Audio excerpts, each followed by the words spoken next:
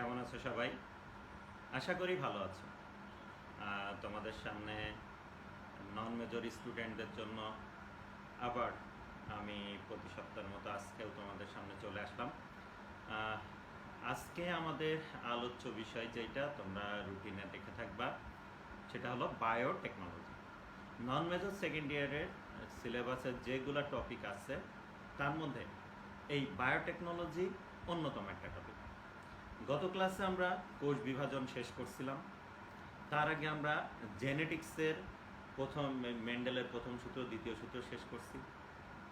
আর আজকে আমরা তারই ধারাবাহিকতায় অর্থাৎ সেকেন্ড ইয়ার নন মেজরদের টপিকগুলোকে এগিয়ে নিয়ে যাওয়ার জন্য তারই ধারাবাহিকতায় আজকে আমরা চলে আসলাম বায়োটেকনোলজি চ্যাপ্টারটা নিয়ে। খেয়াল করো, আমার সাথে আমি দেখতে পাচ্ছি একজন আছে। যদি আর কেউ আমার সাথে যুক্ত হও তাহলে একটু কমেন্ট করে জানাবা যে তোমরা আমাকে ক্লিয়ার দেখতে পাচ্ছ কি পাচ্ছ না। যদি ক্লিয়ার দেখতে পাও তাহলে কোনো একটা ইমোজি দিয়ে বা কমেন্ট করে একটু জানাবা। যদি শুনতেও ক্লিয়ার শুনতে পাও তাহলেও একটু জানাবা। তো যাই হোক, আমার মনে হয় যে যেহেতু আমার সাথে একজন যুক্ত হয়েছে, সম্ভবত আমাকে ভালো মতো দেখতেও পাচ্ছে আবার ভালো মতো শুনতেও পাচ্ছে। সেটাকে ধরে নিয়েই আমি আমার এই ক্লাসটা শুরু করছি। দেখো, তাহলে আমাদের আজকের যে আলোচ্য বিষয় হবে সেটা হলো বায়োটেকনোলজি। এই বিষয়টা কি, অর্থাৎ বায়োটেকনোলজির সংজ্ঞাটা আমাদেরকে ডিটেলে বুঝতে হবে। দ্বিতীয়ত যেটা সেটা হলো বায়োটেকনোলজির স্কোপ। তোমাদের সিলেবাসে আছে definition and scope of biotechnology. তাহলে আজকে আমরা এই অংশটুকু শেষ করে ফেলতে পারবো ইনশাল্লাহ। Biotechnology and biotechnology, definition of biotechnology and scope of biotechnology, এই অংশটুকু আশা করি আজকে আমরা শেষ করে ফেলতে পারবো। তাহলে প্রথমেই যে শব্দটা নিয়ে আমাদের আলোচনা করতে হবে সেটা হলো বায়ো, আর তারপরে কি টেকনোলজি। অর্থাৎ বায়ো আর টেকনোলজি এই দুইটা শব্দ মিলে কিন্তু কি হয়েছে, বায়োটেকনোলজি হয়েছে। তো সেই কারণে আগে বায়ো বিষয়টা নিয়ে একটু আলোচনা করে নিই।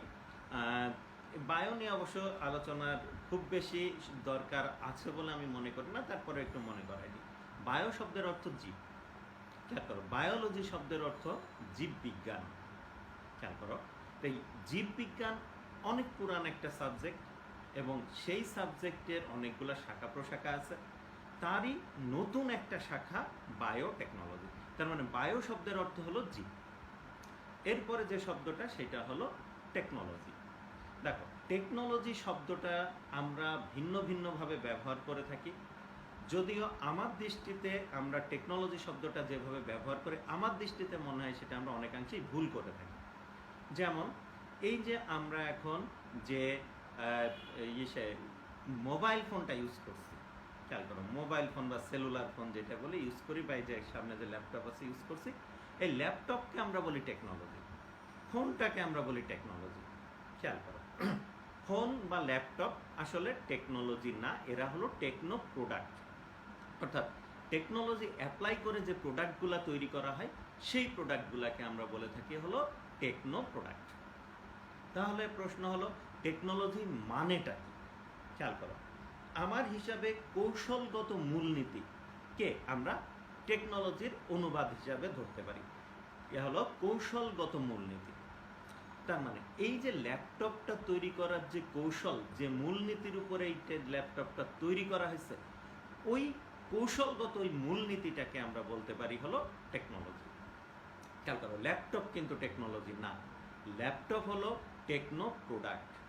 আর টেকনোলজিটা কি, ল্যাপটপ হলো যে মূলনীতির উপর বিজ্ঞানের মানে বিজ্ঞানের উপর বিজ্ঞান রিসার্চ করে তারপরে ল্যাপটপ তৈরি করার যে কৌশলগত মূলনীতি তুমি তৈরি করছো, অর্থাৎ এইটা তৈরি করার যে কৌশল এবং সেই কৌশলের মূলনীতি যেটা, যে এইটার পরে এটা করতে হবে, এটার পরে এটা করে ল্যাপটপ বানাইতে হবে, তাহলে সেই কৌশলগত মূলনীতিই কিন্তু হলো টেকনোলজি। তার মানে ল্যাপটপ টেকনোলজি না। তাহলে ল্যাপটপ তৈরির জন্য তুমি যে কৌশলগত মূলনীতি নিছো সেটাই কি টেকনোলজি। তো সেই হিসাবে আমরা বলতে পারি যে বিজ্ঞানের উপর ভিত্তি করে, খেয়াল করো, বিজ্ঞানের উপর ভিত্তি করে জনকল্যাণে কোনো কিছু তৈরি করার জন্য যে কৌশলগত মূলনীতি, খেয়াল করো, যে কৌশলগত মূলনীতি আমরা অবলম্বন করি সেই কৌশলগত মূলনীতিকে আমরা বলে থাকি টেকনোলজি। আর এই কৌশলগত মূলনীতির উপর ভিত্তি করে যা উৎপাদিত হয় সেই উৎপাদিত বস্তুকে বা পদার্থকে আমরা বলে থাকি মানে টেকনোপণ্য। খেয়াল করো, টেকনো প্রোডাক্ট বা টেকনোলজিক্যাল কি পণ্য, টেকনোলজি ব্যবহার করে উৎপাদিত পণ্য টেকনোপণ্য। ওকে, খেয়াল করো, তাহলে সেই হিসাবে আমরা যদি বলি তাহলে এই ল্যাপটপ একটা পণ্য, তারপর ফোন একটা টেকনোপণ্য, এই যে এখানে যে বোর্ডটা আছে এটাও কিন্তু একটা পণ্য, টেকনোলজি ইউজ করে কিন্তু বোর্ডটা তৈরি করা হয়েছে। তাহলে বোর্ডটা কিন্তু টেকনোলজি না, কিন্তু বোর্ড তৈরির জন্য তুমি যে মূলনীতিগুলা এবং যে কৌশল তুমি অবলম্বন করছো সেই মূলনীতি এবং কৌশলকে একত্রে আমরা কি বলবো, হলো টেকনোলজি বলবো, কিন্তু বোর্ড টেকনোলজি না। ওকে, তাহলে টেকনোলজি শব্দটার বেশ ভুল ব্যবহার অনেক ক্ষেত্রে আমরা করে থাকি, যদিও আমরা বুঝি, বাট আমরা অনেক সময় ভুল ব্যবহার করে থাকি, যে শুধু ল্যাপটপকে বলি যে এইটা একটা টেকনোলজি, ল্যাপটপ আসলে টেকনোলজি না। এই যে আমি যদি দেখাই তাহলে এই মার্কারকে বলে যে এটা একটা টেকনোলজি, না এরা টেকনোলজি না, এরা টেকনো প্রোডাক্ট। তাহলে টেকনোলজি কি, টেকনো প্রোডাক্ট কি, সেটা আমরা বুঝলাম। আর বায়ো মানে কি, জীব, আর টেকনোলজি কি আমরা এখন বুঝলাম। তাহলে প্রশ্ন হলো বায়োটেকনোলজি কি। খেয়াল করো, বায়োটেকনোলজি কি সেইটা বোঝার আগে আমরা এই যে ভদ্রলোকের ছবিটা দেখছি, ইনার ছবি এখানে কেন দিয়ে রাখছি সেইটা একটু ব্যাখ্যা করো। এই ভদ্রলোকের নাম হলো কার্ল এরেকি। খেয়াল করো, খুবই নাম করা একজন ব্যক্তিত্ব, একজন ইঞ্জিনিয়ার ছিলেন উনি। এই ভদ্রলোকের বাড়ি হলো হাঙ্গেরি।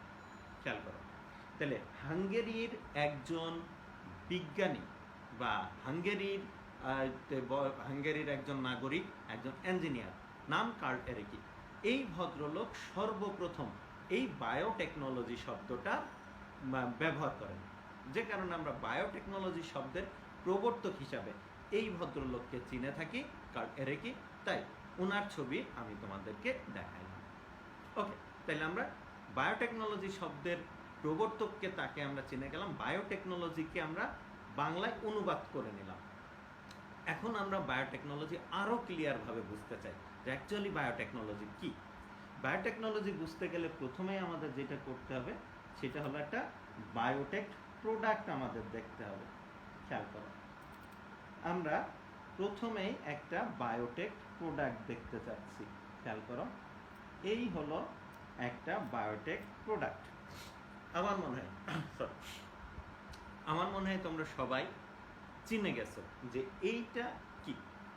দেখো, মাটির তৈরি একটা পাত্রে সাদা কিছু আছে এবং কি চামচ আছে, এমন বস্তুর সাথে তোমরা সবাই পরিচিত, দই।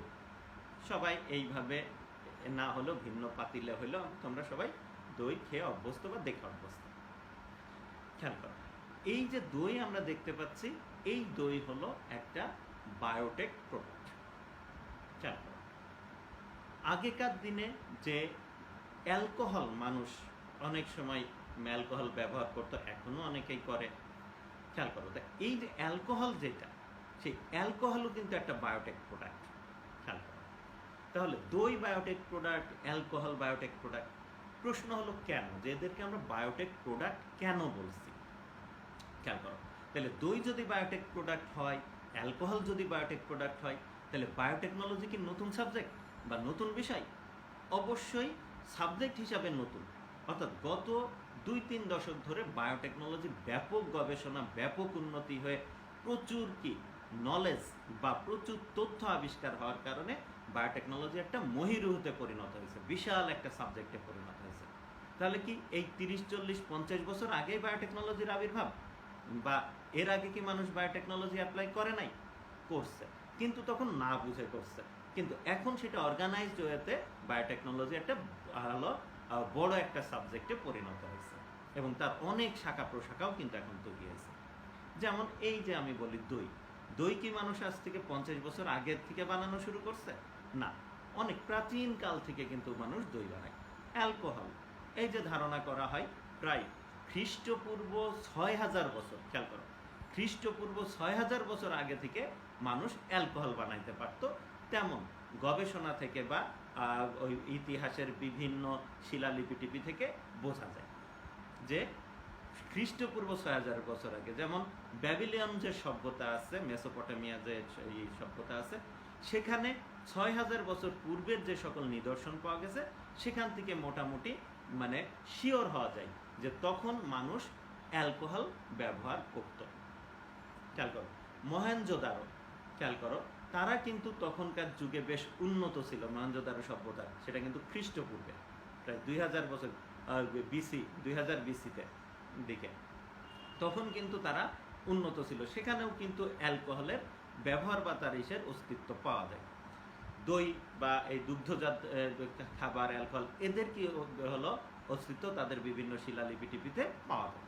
তো সেই হিসাবে ধারণা করা যায় যে বায়োটেকনোলজি না জেনে বা এটা যে বায়োটেকনোলজি সেটা বোঝে নাই, কিন্তু বায়োটেকনোলজির কাজ কিন্তু শুরু হয়েছে, বায়োটেকনোলজি প্রয়োগ শুরু হয়েছে কিন্তু সেই খ্রিস্টপূর্ব ৬,০০০ বছর আগে থেকেই। ওকে, তাহলে বর্তমানে কি হয়েছে, বর্তমানে অর্গানাইজড ওয়েতে আরও নতুন নতুন কিছু দিক আবিষ্কার হয়ে বিশাল একটা সাবজেক্টে বর্তমানে পরিণত হয়েছে। তাহলে এখন প্রশ্ন হলো, এই যে দই, সেটা কেন বায়োটেক প্রোডাক্ট, অ্যালকোহল কেন বায়োটেক প্রোডাক্ট, এইটা যদি আমরা বুঝে যাই তাহলে বায়োটেকনোলজি আমাদের কাছে একদম ক্লিয়ার হয়ে যাবে। দেখো, দই তৈরি প্রক্রিয়া এখন আমাদের দেখতে হবে। আমরা জানি দই তৈরি করতে গেলে প্রথমে দুধ নিতে হয়। দুধকে আমরা একটা নির্দিষ্ট তাপমাত্রায় প্রথমে কি করি, উত্তপ্ত করি।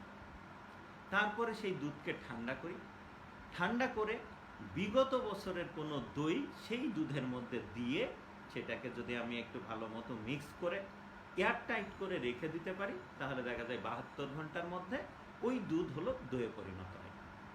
যদি আমরা দইটাকে মিষ্টি করতে চাই তাহলে কি দিতে হয়, চিনি দিতে হয়। যদি কালার করতে চাই তাহলে কি একটু অন্য কোনো ধরনের ফুড গ্রেন দিতে, মানে ফুড স্টেন দিতে হয়, এতে ফুড মানে যে কোনো ফলের কালার টালার সেখানে আমরা দিই। আর যদি ঘন করতে চাই তাহলে আমরা গুঁড়া দুধ, বিস্কিটের গুঁড়া ইত্যাদি ইত্যাদি দিয়ে আমরা দইটাকে ঘন, মিষ্টি এবং কালারফুল করার চেষ্টা করি।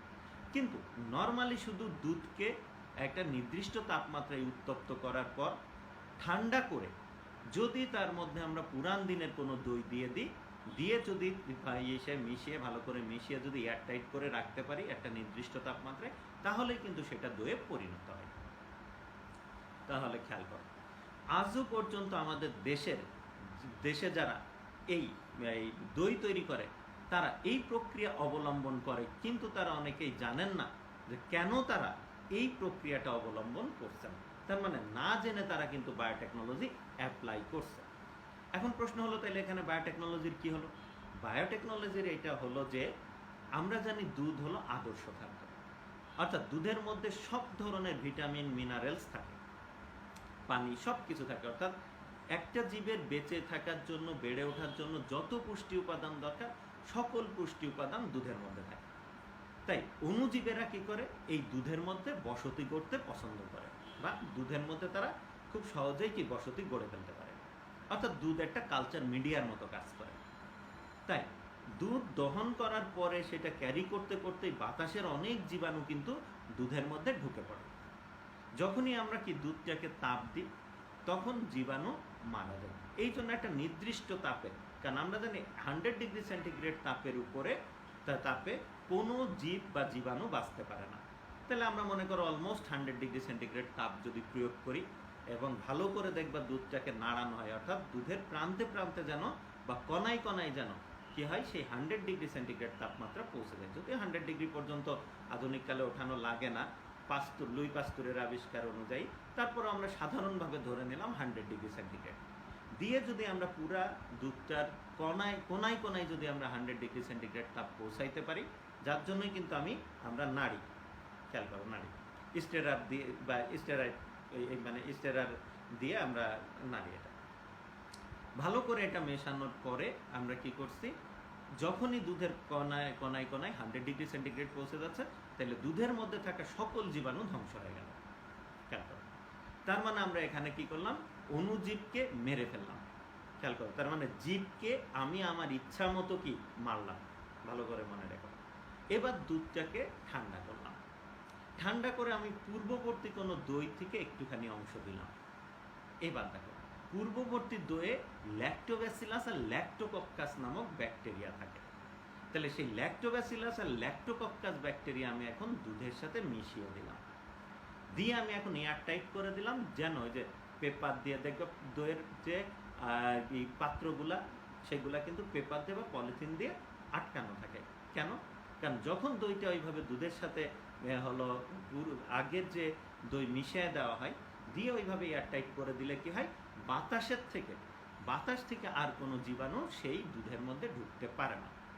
তার মানে আমি কি করলাম এখানে দেখো, যে দুধের মধ্যে উপকারী ক্ষতিকারী নানান ধরনের ব্যাকটেরিয়া জন্মাইছিল, আমি আমার ইচ্ছা হলো তাই আমি তাদেরকে সবাইকে মেরে ফেললাম, অর্থাৎ উপকারী অপকারী সকল ব্যাকটেরিয়াকে আমি ধ্বংস করে ফেললাম। অর্থাৎ আমি ব্যাকটেরিয়াকে আমার ইচ্ছা মতো কি মানে তাকে জন্মানো মানে মেরে ফেললাম। এবার আমি কি করলাম, ল্যাক্টোব্যাসিলাস ল্যাক্টোকক্কাস ব্যাকটেরিয়াকে দিয়ে এয়ার টাইট করে দিলাম, যেন শুধু ল্যাক্টোব্যাসিলাস আর ল্যাক্টোকক্কাস ব্যাকটেরিয়াই সেখানে জন্মাইতে পারে, আর কেউ যেন না জন্মায়। তার মানে দেখো, জীবকে একেবারে আমার নিয়ন্ত্রিতভাবে আমি জীবকে ব্যবহার করলাম, যে আমার ক্ষতিকর ব্যাকটেরিয়া দরকার নাই সেইগুলোর জন্য তাদেরকে মেরে ফেললাম, আর শুধু আমার প্রয়োজনীয় ব্যাকটেরিয়াকে আমি শুধু দুধের মধ্যে জন্মানোর ব্যবস্থা করলাম। করলে সেই ল্যাক্টোব্যাসিলাস আর ল্যাক্টোকক্কাস ব্যাকটেরিয়া থেকে যে এনজাইমের ক্ষরণ হয়, সেই এনজাইমের প্রভাবে দুধের ছানা বা দুধের কিছু উপাদান জমাট বেঁধে দইয়ে পরিণত হচ্ছে। তার মানে এখানে খেয়াল করো যে প্রথমে আমরা যখন দুধকে তাপ দিলাম, অর্থাৎ জাল দিলাম, দিয়ে আমরা ব্যাকটেরিয়াকে মেরে নিলাম, এবং পরবর্তীতে আমার কাঙ্ক্ষিত ব্যাকটেরিয়াকেই শুধু সেই দুধের মধ্যে জন্মানোর সুযোগ করে দিলাম।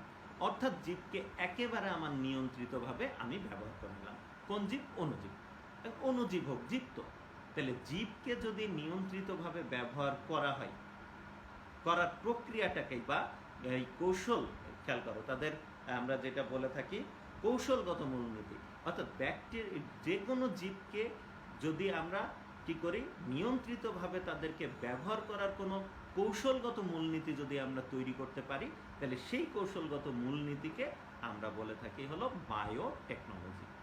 ওকে, তাহলে একেবারে সহজ ভাষায় যদি বলি, তাহলে জীবকে কীভাবে নিয়ন্ত্রিতভাবে কৌশলগত মূলনীতি, তাদের প্রয়োগকে, তাদেরকে ব্যবহারের জন্য আমাদেরকে একটা কৌশলগত, নিয়ন্ত্রিতভাবে ব্যবহারের জন্য একটা কৌশলগত মূলনীতি যদি আমরা তৈরি করতে পারি, তাহলে সেই কৌশলগত মূলনীতিকে কি বলা হবে? বায়োটেকনোলজি বা জীব প্রযুক্তি। আশা করি জীব প্রযুক্তি কাকে বলে বুঝে গেল। এখন তোমাদের আরেকটা উদাহরণ দিই, বলতে পারো যে স্যার তাইলে অ্যালকোহল কিভাবে জীব প্রযুক্তির প্রোডাক্ট বা বায়োটেক প্রোডাক্ট হলো? খেয়াল করো, একেবারে সহজ বিষয়। অ্যালকোহল তৈরির যদি পদ্ধতি আমরা দেখি, তাহলে দেখো যে চিনি, খেয়াল করো, বা এক কথায় বলতে পারি গ্লুকোজ বা ফ্রুক্টোজ, এরা যখন বিশেষ কিছু এনজাইমের সহায়তায় যখন এরা ভাঙে, তখন অ্যালকোহল এবং কার্বন ডাইঅক্সাইড উৎপন্ন হয়। তোমরা ফার্মেন্টেশনের সাথে পরিচিত।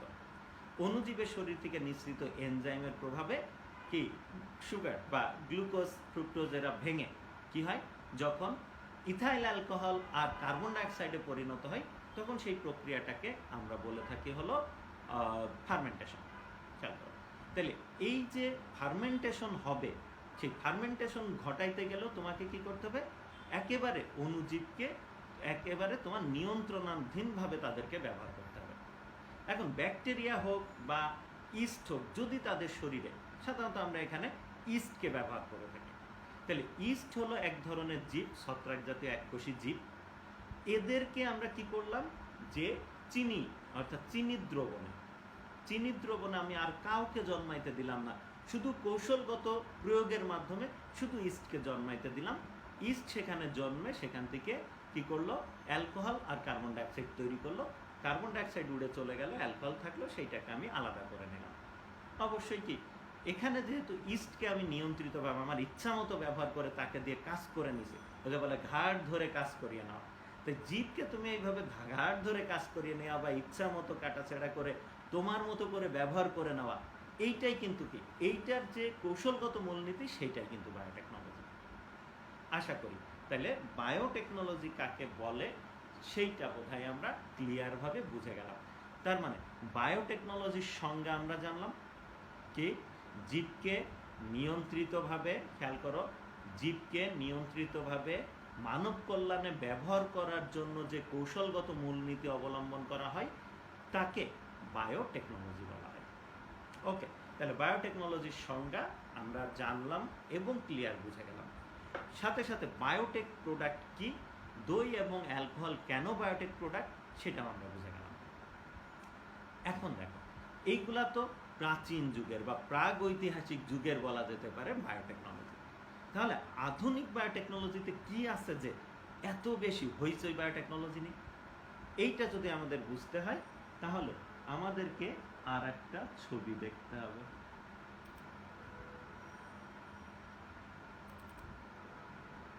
খেয়াল করো, এখানে আমরা একটা ছবি দেখতে পাচ্ছি। ছবিটা একটা গাছের, বুঝতে পারছো? তবে গাছটা জ্বলছে, তার মানে একটা আলোকিত তামাক গাছ আমরা এখানে দেখতে পাচ্ছি। এখন খেয়াল করো, তামাক গাছ থেকে কি আলো বের হয়? হয় না, কিন্তু এই গাছটা থেকে হচ্ছে। কেন? এটা কিন্তু কোনো অ্যানিমেশন না। খেয়াল করো, তাহলে কিভাবে এটা সম্ভব? দেখো, আমরা জানি কিছু কিছু প্রাণী আছে যারা অন্ধকারে কি আলো ছড়ায় বা অন্ধকারে জ্বলে। তার প্রথম উদাহরণ যেটা, সেটা হলো জোনাকি। আমরা সবাই জানি জোনাকি জ্বলে কখন? যখন সে ডানা মেলে তখন তার পিঠ থেকে আলো বের হয়। ডানাটা যখন নামিয়ে দেয় তখন তার শরীরটা ঢেকে যায় এবং সেখান থেকে আলো বের হওয়া বন্ধ হয়ে যায়। তাই জোনাকিরা যদি চুপ করে বসে থাকে তাহলে আমরা আলো দেখতে পাই না। কিন্তু জোনাকিরা যখন উঠতে থাকে তখন কি হয়? তার ডানা একবার তার শরীর থেকে দূরে চলে গেলেই সেখান থেকে আলো আসে। আবার ডানা যখন নিচে নামিয়ে দেয়, দেহটা কাভার হয়ে যায় ডানা দিয়ে, তখন আর হলো আলোটা আসে না।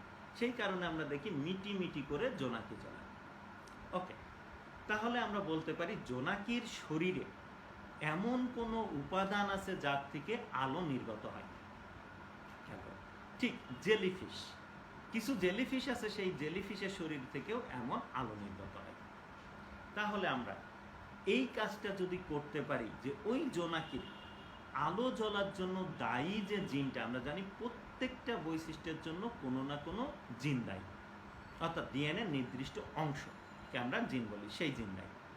তাহলে এই যে জোনাকি যে জ্বলে তার জন্য অবশ্যই কোনো না কোনো জিন অর্থাৎ ডিএনএর অংশ আছে। কার শরীরে? জোনাকির শরীরে। এখন জোনাকির শরীর থেকে সেই ডিএনএর অংশটুকুরে খুঁজে বের করে কেটে সেইটা যদি আমরা এখন তামাক গাছের মধ্যে ঢুকাই দিতে পারি এবং তামাক গাছে গিয়ে যদি সেই জিনটা কাজ করে, অর্থাৎ তামাক গাছে যদি সেই আলো নির্গতকারী উপাদান তৈরি হয়, তাহলে কি সফল। খেয়াল করো, এইটা শুধু কল্পনা না, এখন এটা কিন্তু করা সম্ভব। কিসের মাধ্যমে? এই যে বললাম, এটা কি বায়োটেকনোলজির একটা কি শাখা, যেটাকে আমরা বলে থাকি জেনেটিক ইঞ্জিনিয়ারিং। অর্থাৎ জেনেটিক ইঞ্জিনিয়ারিং এর মাধ্যমে আমরা কি করতে পারি? কোনো একটা জীব থেকে জিন বিচ্ছিন্ন করে সেই জিনটাকে, কোনো একটা জীব থেকে কোনো একটা জিনকে বিচ্ছিন্ন করে সেই জিনটাকে অন্য জীবের মধ্যে সেটাকে স্থানান্তর করতে পারি। অন্য জীবে স্থানান্তর করা এখন সম্ভব। এই বায়োটেকনোলজির এই শাখাটা আসার পরেই কিন্তু বায়োটেকনোলজি নিয়ে এত হইচই শুরু হয়েছে। আর এই শাখাটা কবে থেকে আসছে? যেদিন ডিএনএ অর্থাৎ জিন বলতে যে ডিএনএ সেটা কি স্বীকৃতি পাইছে, অর্থাৎ বৈশিষ্ট্য প্রকাশের যে প্রক্রিয়া সেটা মানুষ জানতে পারছে যে ডিএনএর অংশই কি বৈশিষ্ট্য প্রকাশে ভূমিকা রাখে। এবং ডিএনএর গঠন যখন আবিষ্কার হয়েছে, তাহলে ডিএনএর গঠন আবিষ্কার হয়েছে 1953 সালে। তোমরা জানো ওয়াটসন এবং ক্রিক, তারা এই ডিএনএর মডেল আবিষ্কার করছে। ওনারা এই ডিএনএ আবিষ্কার করার পর থেকেই কিন্তু এই যে ডিএনএ দ্বারা যে বৈশিষ্ট্য নিয়ন্ত্রিত হচ্ছে সেটাও আবিষ্কার হয়ে গেছে।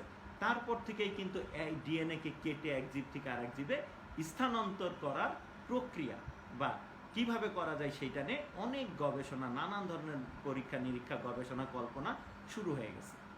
এবং তখন থেকেই কিন্তু বায়োটেকনোলজি অনেক বেশি কিন্তু গুরুত্ব পাওয়া শুরু করছে। তার মানে বলা যেতে পারে, যে আধুনিক বায়োটেকনোলজির মূল যে শাখাটা, প্রধান যে শাখাটা, অর্থাৎ কঠিন বা সবথেকে জনপ্রিয় যে শাখাটা, যেটা পৃথিবীকে আমূল পরিবর্তন করে দিচ্ছে, সেইটা হলো জেনেটিক ইঞ্জিনিয়ারিং, যার জেনেটিক ইঞ্জিনিয়ারিংয়েরও আবার অনেক শাখা আছে। তাহলে বায়োটেকনোলজির একটা শাখা হলো জেনেটিক ইঞ্জিনিয়ারিং। সেই জেনেটিক ইঞ্জিনিয়ারিং যখন ইস্টাবলিশড হয়েছে, তখন থেকে কিন্তু বায়োটেকনোলজি আলোচনায় আসছে। তাছাড়া এই যে ৬,০০০ বছর, এই মানে ৬,০০০ না ৮,০০০ বছর, অবশ্যই কি যদি BC 6000 হয়, তাহলে বর্তমানে আমরা কি 2021 সাল, তাহলে সেই হিসাবে করলে প্রায় 8,000 বছর আগে থেকেই বায়োটেকনোলজির প্রচলন আছে। কিন্তু বায়োটেকনোলজি এত পপুলার বা এত হইচই, এত জনপ্রিয়তা বা এটা এত সম্ভাবনাময় বলা হচ্ছে গত কি 30-40 বছর ধরে। কেন? ওই যে বললাম যে যখন থেকে জেনেটিক ইঞ্জিনিয়ারিংয়ের আবির্ভাব ঘটছে বায়োটেকনোলজির শাখা হিসাবে, তখন থেকে বায়োটেকনোলজি কিন্তু অনেক বেশি পপুলার এবং অনেক বেশি মানে প্রমিসিং বলে মানুষ মনে করছে, এবং সেটা নিয়ে পড়াশোনা শুরু হচ্ছে, নানান গবেষণা হচ্ছে। শুনে খুশি হবা যে আমাদের দেশেও কিন্তু এখন বায়োটেকনোলজির এবং জেনেটিক ইঞ্জিনিয়ারিংয়ের অনেক গবেষণা হয়, অনেক ল্যাব আছে যেখানে বায়োটেকনোলজির কিছু ইভেন্ট এবং বায়োটেকনোলজির যে শাখা জেনেটিক ইঞ্জিনিয়ারিং, তার ইভেন্টও কিন্তু আমাদের দেশে কিন্তু তারও বিভিন্ন ইভেন্ট কিন্তু আমাদের দেশে এখন গবেষণা, পর্যালোচনা বা এই সেই সুযোগ আছে। ওকে, তাহলে বোধহয় বায়োটেকনোলজি সম্পর্কে মোটামুটি আমরা একটা ধারণা পাইলাম। এখন প্রশ্ন, যেটা স্কোপ অফ বায়োটেকনোলজি, তার মানে বায়োটেকনোলজির পরিসর। তাহলে বায়োটেকনোলজির পরিসর নিয়ে যদি আমাদের আলোচনা করতে হয়, তাহলে আমরা দুইটা ভাগে আলোচনা করতে পারি। প্রথম ভাগ যেটা, সেটা হলো বায়োটেকনোলজির আলোচ্য বিষয় কি, খেয়াল করো। দ্বিতীয় ভাগ যেটা, সেটা হলো বায়োটেকনোলজির প্রয়োগ আমরা কোথায় কোথায় দেখি, যে কোন কোন ক্ষেত্রে বায়োটেকনোলজির প্রয়োগ হচ্ছে। এই দুইটাকে একত্রে আমরা কি বলতে পারি? বায়োটেকনোলজির পরিসর, অর্থাৎ স্কোপ, অর্থাৎ আলোচ্য বিষয় এবং প্রায়োগিক বিষয় কোথায় কোথায় ঘটছে, সেইটাকে একত্রে আমরা বলতে পারি বায়োটেকনোলজির পরিসর। খেয়াল করো, তাহলে আলোচ্য বিষয় যদি আমরা বলি, তাহলে প্রথম যেটা বললাম সেটা হলো যে খাদ্যদ্রব্যের ক্ষেত্রে, অর্থাৎ ফুড প্রোডাক্টসের ক্ষেত্রে, যে যেমন ধরো দুগ্ধজাত যে খাবারগুলো আছে, তারপরে যে অ্যালকোহল প্রস্তুত আছে, তো এই সব ক্ষেত্রে আমরা বায়োটেকনোলজির ব্যবহার আমরা দেখতে পাই। বায়োগ্যাস তোমরা যদি নাম শুনে থাকো, বায়োগ্যাস তৈরি, সেই বায়োগ্যাসের হলো প্রকৃতির পরিবর্তন করে মানুষের জন্য ব্যবহারের আরও বেশি ব্যবহার উপযোগী করে তোলা, এই সকল ক্ষেত্রে বায়োটেকনোলজি গুরুত্বপূর্ণ ভূমিকা রাখে।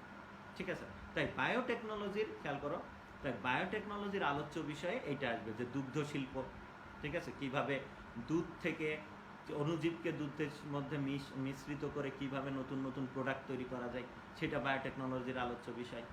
বায়োগ্যাস তৈরি করা বায়োটেকনোলজির আলোচ্য বিষয়। বায়ো প্রসেসিং, অর্থাৎ খাদ্যদ্রব্য সহ আরও অন্যান্য কিছুকে প্রসেস করা, যাক তার মধ্যে যে আমরা দুগ্ধ শিল্প টিল্প বললাম, এইগুলো আর কি।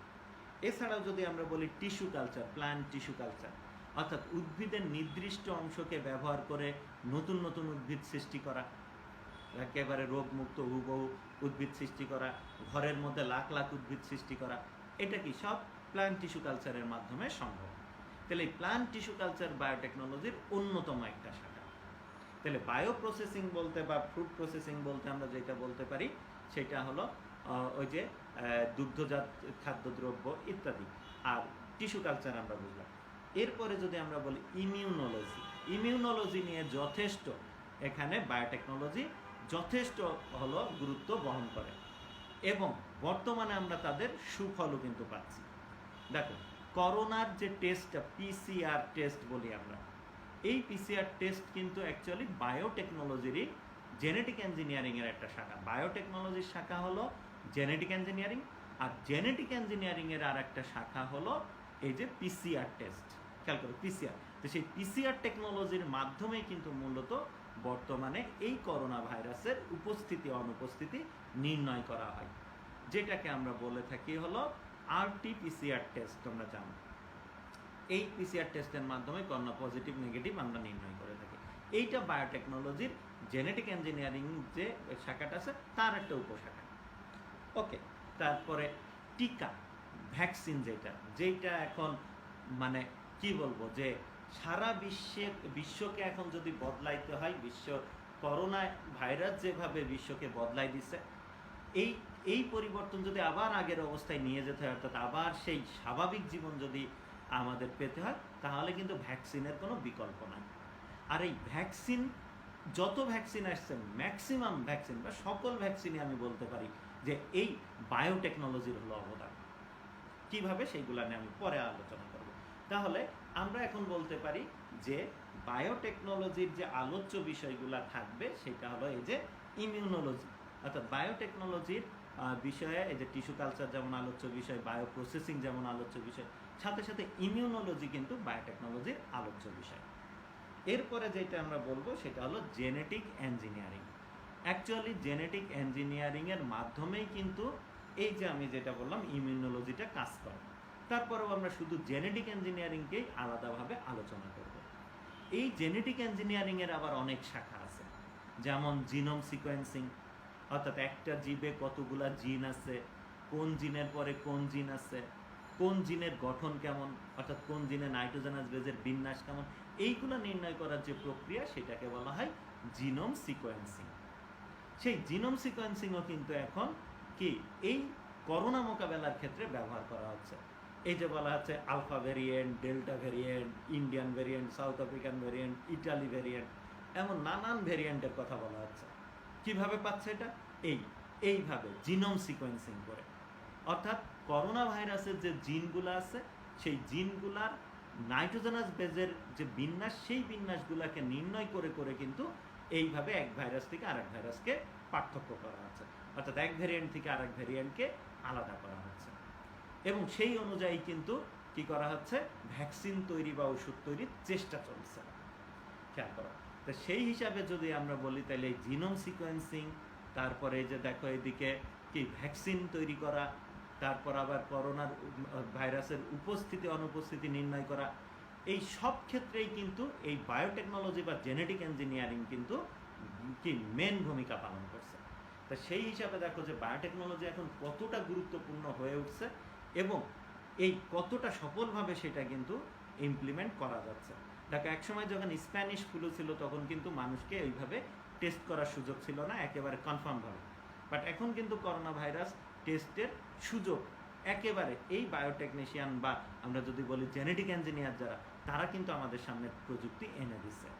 খেয়াল করো, তাহলে সেই প্রযুক্তিটা এইভাবে যে করোনা ভাইরাসে আমরা এখন কি শনাক্ত করতে পারছি আরটিপিসিআর পদ্ধতিতে, এইটা কি, এটাও কিন্তু এক ধরনের বায়োটেকনোলজি। ওকে, আবার দেখো এই যে ভ্যাকসিনগুলো তৈরি হচ্ছে, তারাও কিন্তু বায়োটেকনোলজির মাধ্যমেই ভ্যাকসিনগুলো তৈরি করছে। তাহলে চিন্তা করতে পারো এখন যে এই বায়োটেকনোলজি কতটা ভূমিকা রাখছে। এই করোনা না হইলে বোধহয় আমরা বায়োটেকনোলজির গুরুত্ব সাধারণ মানুষ আমরা যারা, তারা হয়তো বা এত ভালোভাবে বুঝতাম না, এখন যতভাবে বুঝছি।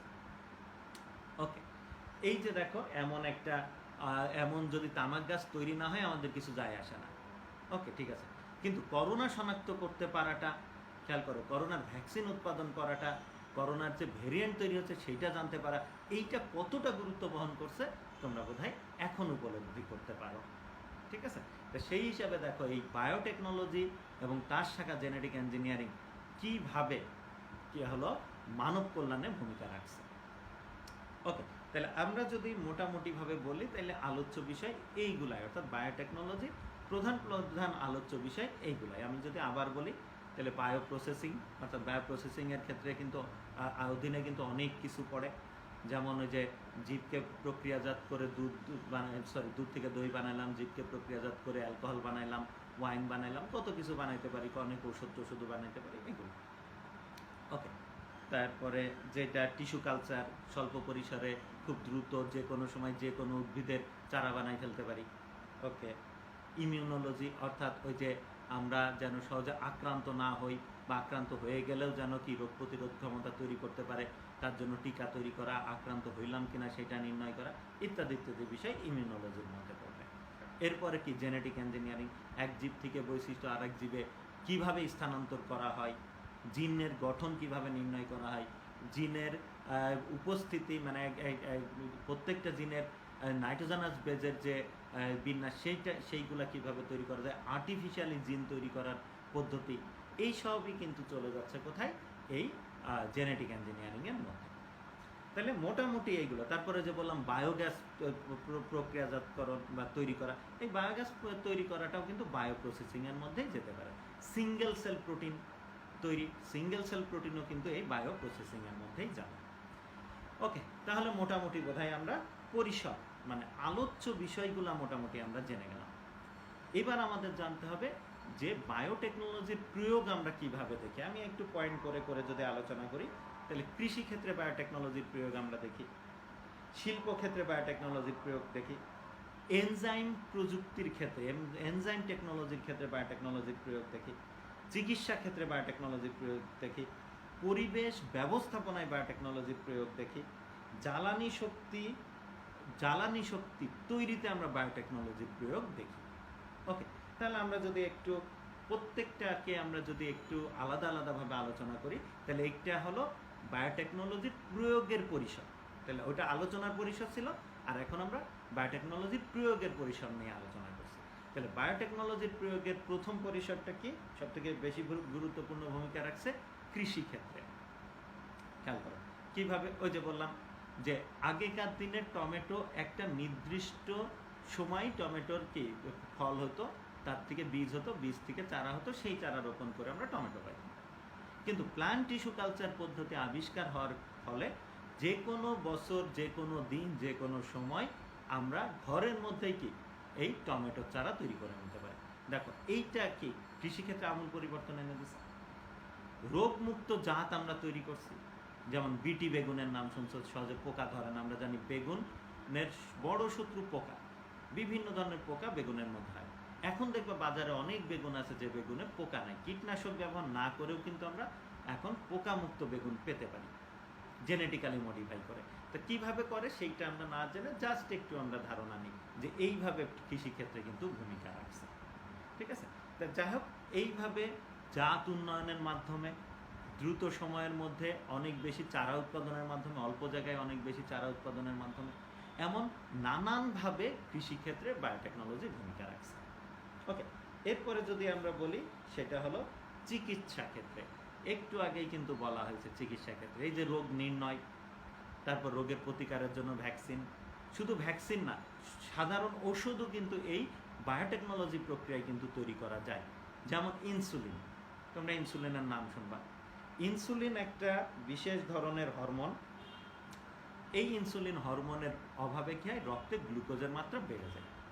তো যাদের নেচারালি এই ইনসুলিন হরমোন ক্ষরণ কমে যায়, খেয়াল করো, এইসের জন্য জেনেটিক্যাল কারণে বা যে কোনো কারণে সে তার নেচারালি ইনসুলিন ক্ষরিত হচ্ছে না, তারা আগে কি করতো, দেখা যেত কি গরু, ছাগল, তারপরে শূকর, এদের শরীর থেকে ইনসুলিন নিয়ে অনেক সময় গ্রহণ করে কিছুটা কি স্বস্তি পাওয়ার চেষ্টা করতো, কিন্তু সেটা কি আরও বেশি সমস্যার সৃষ্টি করত।